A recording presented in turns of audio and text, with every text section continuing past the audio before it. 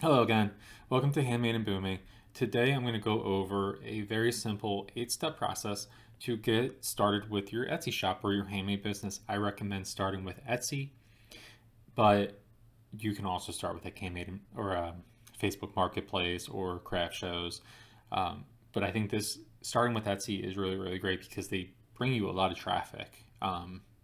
So without further ado, I am going to show you in just a moment a link to this checklist so you can keep it in front of you and it can keep you guided along the way of how to make and start up your Etsy shop. So let's get started. Guys, like I said, in just a moment, I'm going to give you a link to this page, but first, let's go right through this. Step one will be to find a product to create. A lot of people will say start an Etsy shop first, but I think it is very important to have some sort of product. Just one or two is absolutely fine. And then after that, you're going to want to get some feedback. If you can't get feedback, you really can skip that step. I think it's good to get somebody's input a lot of times. Now, it's very important to realize that it's feedback and doesn't have to be taken as a golden rule. Take a look at their feedback and see it as constructive criticism, but you don't actually have to change anything. It's totally up to you. It's your shop. Take pictures. Now, you really want to make sure that your picture is clear and visible, but also you don't have to go too perfect on the first try. They're not going to be that good. You're going to have to keep learning how to take pictures and learning how to improve along the way. Then you're going to want to go find keywords. Actually, in the previous video I posted, it has some great ideas of free methods to find keywords.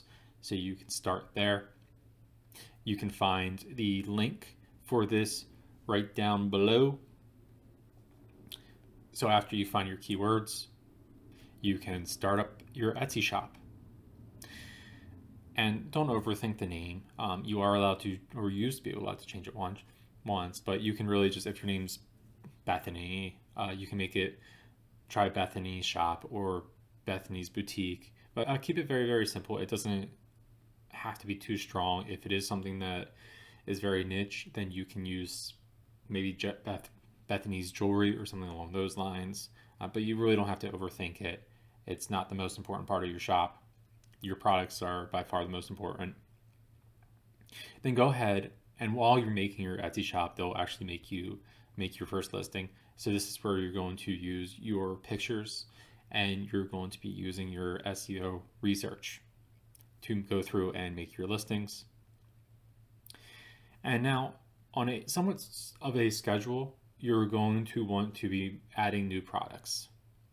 Now, whether that's twice a week or every day or weekly or monthly, it's totally up to you. It should be something that you can kind of keep up with so you can see if it's working and you're getting traction with your website.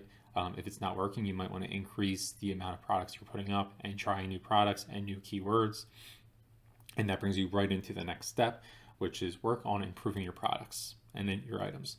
Now, this is going to be your new items as well as your old items.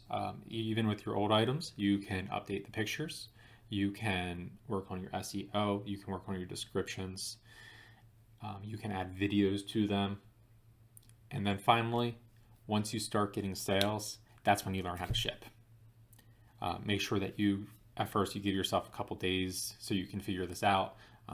Basically, you're going to need to have a box, you're going to need to package them, and you're going to need to ship them. It's not extremely complicated. You can usually get free boxes at USPS that are basically, they make you pay. The boxes are free, but you have to use their standard shipping to be able to use the boxes.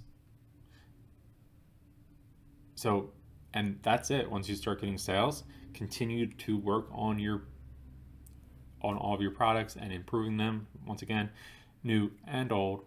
If you like this content and you think that it's beneficial, or if you think there's something that should change, let me know in the comments down below. And if you want to see more videos and keep up to what I'm doing, make sure you hit that subscribe button on the bottom. And I'll see you for the next video.